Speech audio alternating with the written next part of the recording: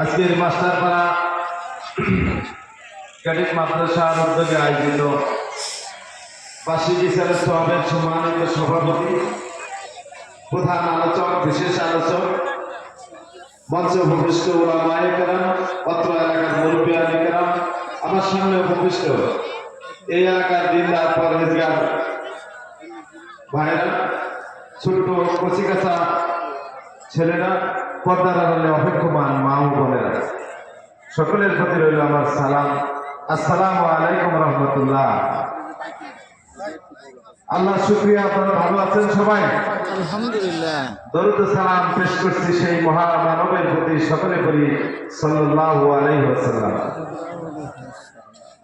এখানে আসলে যে বিষয়টা মনে পড়ে যে আল্লাহ শুকরিয়া, উত্তর